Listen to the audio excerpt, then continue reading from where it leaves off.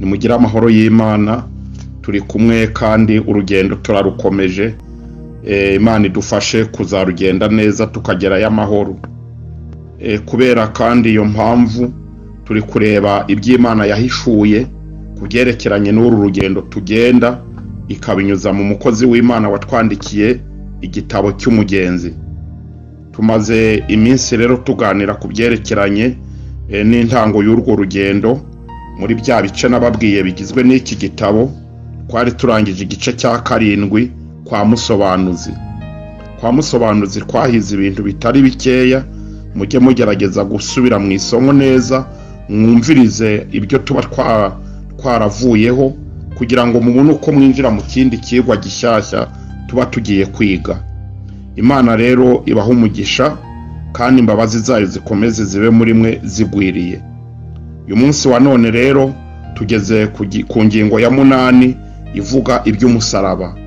Urugendo rwacu mu gitabo cy'umugenzi rutugejeje ku musaraba, aho Mukristo yagombaga kuruhukira umutwaro yari amaranye igihe awugendana muri urwo rugendo.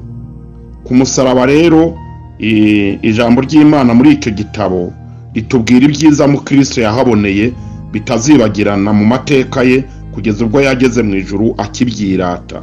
Kandi ibyo nk'uko nababwiye, si Mukristo wundi, ni njyewe, ni wowe n'abandi bose bazadukurikira hanyuma baziyemeza kugenda uru rugendo. Inzira rero Mukristo yari akwiriye kunyuramo, igitabo kitubwira ngo ko yari izitiwe impande zombi n'inkike yitwa gakiza.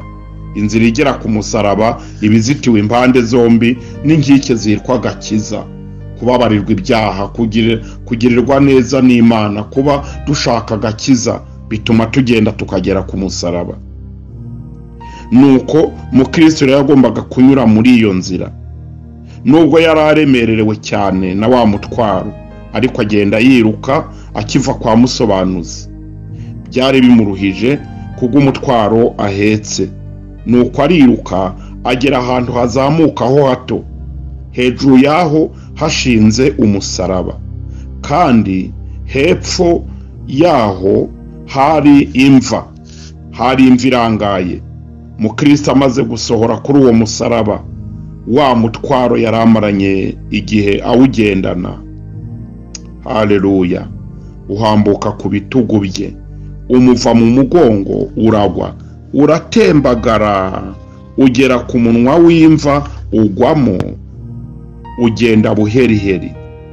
Maze Mukristo arishima, aranezerwa, avugana umutima unezerewe ati, anduhuje umubabaro we, anzurishije urupfu rwe.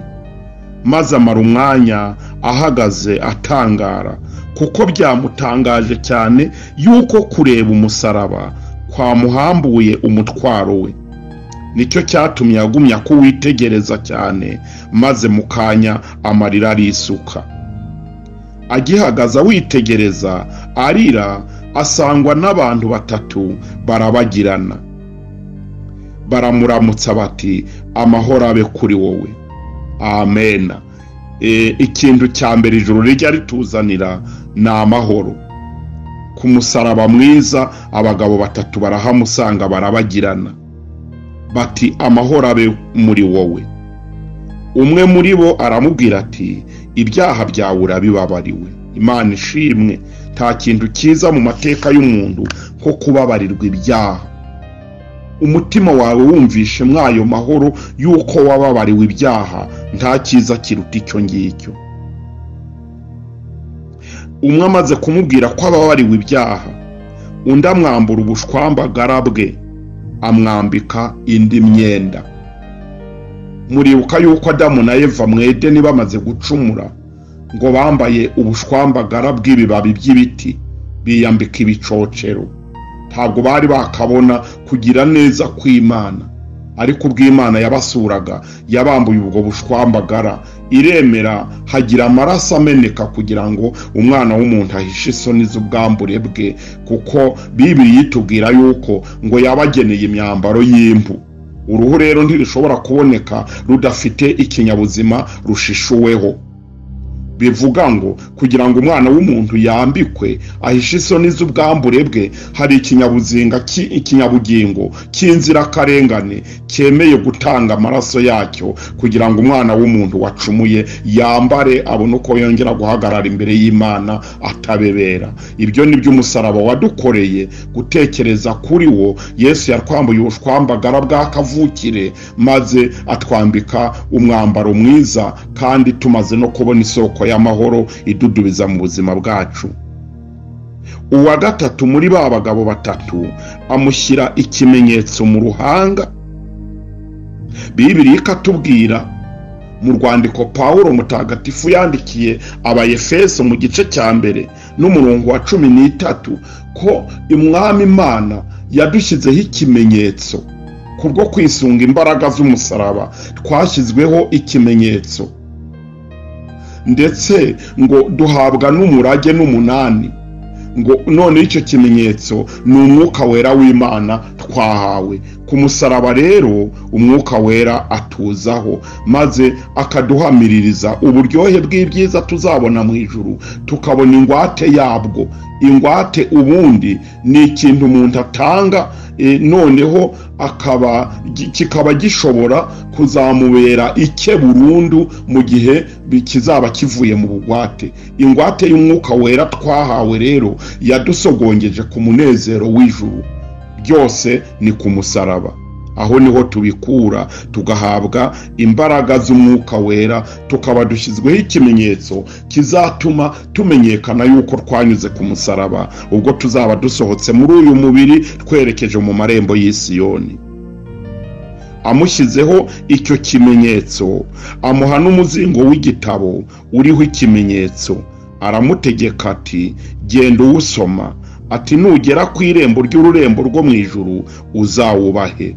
Urwo ni rwo rwa rwandiko rw'inzira ruzatuma tumenyekana mu ijuru. Mu madini menshi, mu banyedini benshi bajyayo, hari abari kugenda biruka gusa batigeze babona urwandiko rwitwa kubabarirwa ibyaha, babona ubuhamya yuko bababariwe, babona ubuhamya yuko bageze ku musaraba. Imana idufashe bene data, ntidupfe kugenda gusa dutanga imitungo, dutanga ibintu by'uburyo butari bumwe. Ntabwo ibyo byose dutanga mu murimo w'Imana byazagira icyo bitumarira tudakijijwe. Urwandiko tuzatanga si amafaranga menshi twatanze, si amaturo menshi twatanze, si ibya 10 byinshi twatanze. Yewe kabone nubwo waba ari wowe ushinzwe kubaka insengero mu gihugu cyose, ugenda wubaka mu insengero zinyanyagiza abera bazinjiramo, ibyo si byo wazireguza imbere y'Imana ngo bitange ugeze ku irembo ry'ururembo rwo mu ijuru. Iyo ni imirimo yo gukiranuka yabera dukora nyuma yo kubabarirwa ibyaha. Ariko urwandiko rwo kubabarirwa ibyaha tukumva natwe twihamiririza ko twababariwe, nirwo ruzatuma tumenyekana tugeze imbere y'Imana. Umwami Yesu adufashe rero kugera ku musaraba. Ibyo byose mu Kristo amaze kubibona byamuteye kuririmba, kandi natwe iyo tumaze gukizwa tujya turirimba, tugahimbaza Imana bitari ibintu byo kwihimbaza ubwacu. Nakunze kujya mpugura abaririmbyi nkababwira ngo bajye batandukanya guhimbaza Imana no kwihimbaza. Hari igihe abantu baterwa n'umudayimoni batera kwihimbaza bagira ngo ni Imana bari guhimbaza. Ariko indirimbo z'ishimwe, indirimbo zo guhimbaza Imana kubw'umutima wababariwe ibyaha, wakomaho agatima ukaririmba ugataraka rwose, ibyo nawe ubyiyumvamo. Nubwo abandi bagira ngo uri kwihimbaza, ariko wowe n'Imana yawe n'umwuka wera muba mubiziranyeho ko uko wigira kose mu nzu y'Imana, uko wigira uririmba wiherereye, aba ari umunezero w'agakiza wabonye. Byateye mu Kristo rero kuririmba ati, iteka nagendaga ndemerewe n'ibyaha, ntihagize ikibasha kumara uyu mubabaro.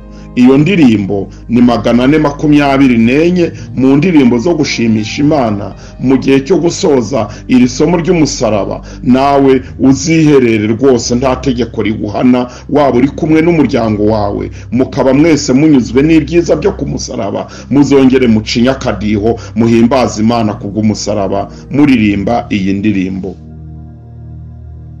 Ntabwo rero nabura kugira ibyo mvuga ku musaraba. nubwo hari irindi somo twabivuzemo ryitwa gucungurwa kw'abari mu isi mwahuye naryo cyangwa muzahura naryo, ariko uyu mwanya twongere tuvuge ibigwi by'umusaraba. Umusaraba umwami Yesu Kristo bamubambyeho wari umusaraba w'igiti. Igiti rero muri Bibiliya kikaba gifite amateka menshi guhera mu itangiriro. Mu ngobyi ya Edeni ngo Imana yamejejemo ibiti byera imbuto z'uburyo bwinshi, ndetse yemerera n'abantu, yemerera Adamu na Eva ngo mujye murya imbuto zo kuri ibi biti uko mushaka. Ariko igiti kimwe ukakiryeho, munsi mwakiriyeho no gupfa muzapfa. Ni ukuvuga rero ngo intango y'igiti mu Edeni naho tubona intango y'icyaha, kandi aho mu Edeni harimo n'ikindi giti cy'ubugingo. Ntabwo cyari icyuma cy'ubugingo, cyari igiti cy'ubugingo.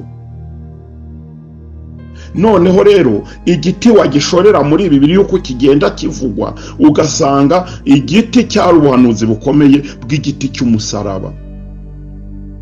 Imana ibwira Nowa ngo nabaze inkuge mu giti, icyo giti kizatuma kira akaga k'ibyago by'umwuzure, kandi natwe igiti nicyo kizadukiza umwuzure wo kurimbura kw'imperuka no kurimbuka kw'iteka ryose. Igiti gikiza Nowa. Igiti nicyo Imana yakoresheje ubwo Mose yashoreraga ubwoko bw'Abayisiraheli imusanze mu ishyamba Imidiyani, aho yari aragiye intama za sebukwe. Iramubwira ati n'icyo ufite mu ntoki? Ati ni igiti. Kijugunye hasi, akijugunye hasi gihinduka inzoka. Atongera ugitore, igiti aragitora kirongera kiba igiti. Ati uko niko uzirwaza icyo giti kizagenda kigufasha mu mateka y'urwo rugendo, kandi kizagukura imbere ya Farawo. Igiti nicyo Mose yagiye akoresha muri bya bitangaza 10 byabaye ku Banyegiputa, ngo Mose akakirambika hejuru y'amazi agahinduka amaraso, Farawo akumirwa. Mose agatunga icyo giti mu Egiputa, ibisebe bikabatera. Mose agatunga icyo giti mu Egiputa, bakamanukirwa n'urubura. Igiti we kugeza ubwo Imana yabashoreje Mose afite icyo giti, kiza no kuwomotsa inyanja itukura, akitunze hejuru y'inyanja icikamo kabiri, babona n'inzira kubera igiti.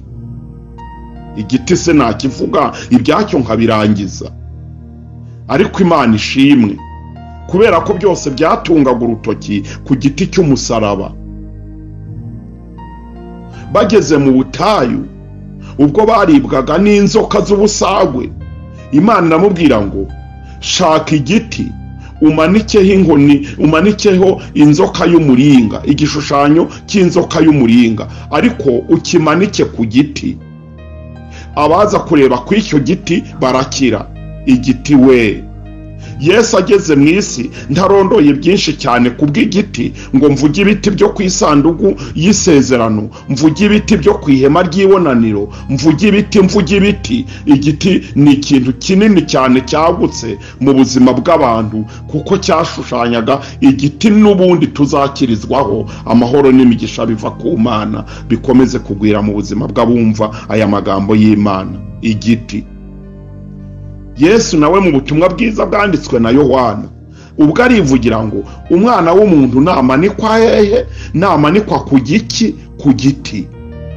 Azireherezaho amahanga yose, ubwo azagira ati mwese abarushye n'abaremerewe muze munsange ndabaruhura. Abamusanze ku giti bose babonye amahoro, babonye uburuhukiro mu mitima yabo. Nicyo gituma tuvuga dushize amanga, nicyo gituma dutinyuka no kubabazwa bamuduhora kubera igiti. Petero bajya kumwica ati mumbambe ku giti, ariko munshurike ndapfana icyubahiro kingana n'icy'umwami wanjye we yabambye ahagaze, kuko yapfiraga bari mu isi, ariko ngi igiti munshyiraho cy'umubabaro kugira ngo nereke umwami wanjye ko nanjye mukunda, aho kugira ngo mwihakane namupfira, ariko mukanshurika. Amaguru akajya hejuru, we yateze amaboko kugira ngo apfira bari mu isi. Igiti. Haleluya. Yesu rero bamaze kumwemeza yuko agomba gupfa, bamaze kumucira urubanza ko ari bupfe, bagombaga no kumukubita ubuhiri, bagombaga no kumwicisha inkoni bamukubitiye kwa Pilato, bagombaga no kumwica urundi rupfu, yewe ndetse hari n'izindi mpfu nyinshi zamuhushije. Yagombaga gupfa kuva mu buhinja bwe ubwo Herode yashakaga kumwica ari uruhinja. Hari n'izindi mpfu nyinshi zagiye zimuhusha, ariko hari hategerejwe urupfu rwo ku giti, igiti cy'umusaraba. Uyu musaraba turi kwigaho muri iki gitabo cy'umugenzi, aho isomo ryacu rigeze. Tugira amahirwe rero, bamubamba ku giki, bamubamba ku giti. Biragenda rero bijya guhuza na cya giti twacumuriyeho, igiti cyo mu Edeni. Maze rero kubera ko Imana yigeze ireba ku giti ikahabona ukuboko k'umwana w'umuntu kuri gusoroma imbuto ku giti yabujije abantu kuryaho, bituma ibaciraho iteka ryo gupfa, urwo kurimbuka. Hari hategerejwe rero uzajya kurira igiti agakura uwo mubabaro n'uwo mujinya w'Imana ku bantu. Kubera yuko ariho umwana w'umuntu yanduriye, hari hakwiriye ujya kuhahanira iryo kosa. Iryo kosa nk'uko bikorwa mu mukino w'umupira, nakunze kubivuga mu isomo ryo gucungurwa kw'abari mu isi. Nk'uko bikorwa ku mukino w'umupira, aho umukinnyi akoreye ikosa mu kibuga niho barihanira. Hari hakwiriye ujya kuduhanirwa ikosa ryakozwe n'abakurambere bacu mu ngo bya Edeni, ajya kuri cya giti. Aravuga ngo aho umwana w'umuntu yanduriye niho mennye amaraso yanjye. Bituma Imana iduhumanura, kandi igiti bajya kukimubambaho bazanye n'amahwa barayamwambika. Tukibuka yuko umwana w'umuntu amaze gucumura niho Imana yamubwiye ngo azaniye ubutaka kuvumwa bugiye kumeza amahwa. Ni ukuvuga ngo amahwa amera nk'ikimenyetso cy'uko umwana w'umuntu yavumwe n'ubutaka bukavumwa. Ariko Yesu ngo ajye kujya ku musaraba, barandura ya mivumo yavumwe isi yitwa amahwa, nayo barayimwambika ayijyana ku giti. Ageze ku giti rero niho yavuganiye ijwi rirenga ubwo yavugaga ya magambo 7, ariko muri yo harimo ijambo rivuga ngo Data birarangiye. Arangiriza byose ku giti, kuko ku giti niho tubonye ko ibintu byinshi byagiye bibera. None rero kuri iki giti cy'umusaraba, amen, Mukristo arahageze nawe. Ibyananiriye kwa mubwiriza butumwa, ibyananiranye kwa mwikirisha amategeko, ibyananiraniye ku isayo gahinda gasaze, ibyananiranye kwa rukundo kuri rya rembo rirasukirwaho, ibitashobokeye kwa musobanuzi, ageze ku giti wa mutwaro wari yaramaranye imyaka ntazi ari ingahe, ubwawe uribwiriza akireba igiti cy'umusaraba, ngo abona n'ubambweho, maze ngo kureba ngo bituma wa mutwaro wibwiriza urihambura umuva ku mugongo. Yumva araruhutse we. Haleluya. Twararuhutse bene data, twararuhutse bakobwa ba Yesu, twararuhutse bahungu ba Yesu, twararuhutse banyarwanda, twararuhutse banyamahanga, twararuhutse mwaberamwe, twararuhutse mwabiraburamwe. Ku musaraba twararuhutse, nta kindi cyari kuturuhura. Umva uko Pawulo nawe yabivuze abwira ubwoko bw'Imana mu rwandiko yandikiye Abakolosayi mu gice cya mbere. Mu gice cya mbere ku murongo wa 10, Abakolosayi igice cya mbere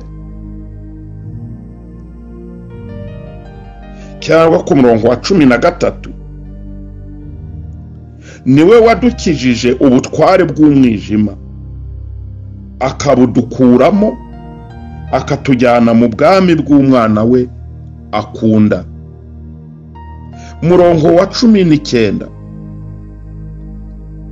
Kuko Imana yashimye ko kuzura kwayo kose kuba muri we, kandi imaze kuzanisha amahoro amaraso yo ku musaraba we, imwiyungisha n'ibintu byose, ari ibyo ku isi cyangwa ibyo mu ijuru. namwe abari baratandukanijwe n'Imana kera mukaba mwari abanzi bayo mu mitima yanyu no kubw'imirimo mibi, none yiyungishije namwe urupfu rw'umubiri we, ngo abashyire imbere yayo muri abera, muri abaziranenge, mutagawa. Amina. Nawe igira uti amina. Kubw'umusaraba muri abera, muri abaziranenge, mutagawa, byose bikozwe n'urupfu rwo ku giti cy'umusaraba. Noneho umurongo wa 12 w'igice cya kabiri cy'uru rwandiko, Pawulo akomeza avuga ibyishimo duterwa n'umusaraba. Aravuga ngo kuko mwahambanwe nawe mu mubatizo, kandi nimwo mwazuranwe nawe. Kubwo kwizera imbaraga z'Imana yamuzuye mu bapfuye. Kandi ubwo mwari mupfuye muzize ibicumuro byanyu no kudakebwa kw'imibiri yanyu, yabahinduranye bazima nawe, imaze kutubabarira ibicumuro byacu byose, igahanagura urwandiko rw'imihango rwaturegaga, ikarudukuzaho kurubamba ku musaraba. Kandi imaze kunyaga abatware n'abafite ubushobozi, ibahemura ku mugaragaro, ibivuga hejuru kubw'umusaraba. Amina. Ibi byabaye umunsi Yesu apfa. Haleluya. Ubwo habaga ubwira kabiri, ubwo habaga umutingito utari usanzwe, ubwo habaga ukumenagurika kw'ibitare ku misozi, ubwo habaga ugukinguka kw'ibituro, bituma abakomeye n'aboroheje bose bagira bati karabaye, twabambye benshi hano, ariko noneho wahabambwe wadukozeho. Byari ibibazo bikomeye. Mu burasirazuba bwo hagati hose barakendera, bya byishimo ryavuga bari bafite mu kanya bamushungera bambwe, babonye ibintu bibaye bati karabaye. Aha rero nibyo Pawulo avuga ati imaze guhemura abatware n'abafite ubushobozi bo mu kirere, abadayimoni bakoranye kwa shebuja bari gutanga raporo ngo yabambwe, ngo uwo munsi bivuga hejuru kubw'umusaraba. Bakundwa, ibi ni ibyishimo by'umusaraba. Mukristo nawe ageze ku musaraba yishimira agakiza, maze arabohoka. Rya jambo rihamagara abarushye n'abaremerewe ngo nibaze bamusange abaruhure. Uwo munsi nawe yumva araruhutse, kandi hakura ibihamya bitatu bizamuranga kugeza ubwo azinjira mu rurembo rwo mu ijuru atabebera, yerekana ko yanyuze muri rya rembo ritangirirwaho twinjira mu iyi nzira, ntabwo yanyuze ku ruhande. Kandi iryo rembo niryo rituma duhinguka ku musaraba, tugakurwaho imivumo yo kurimbuka. Imana ihabwa icyubahiro, kuko natwe igenda itunyuza muri izo nzira nziza, bigatuma tuzagera mu ijuru amahoro.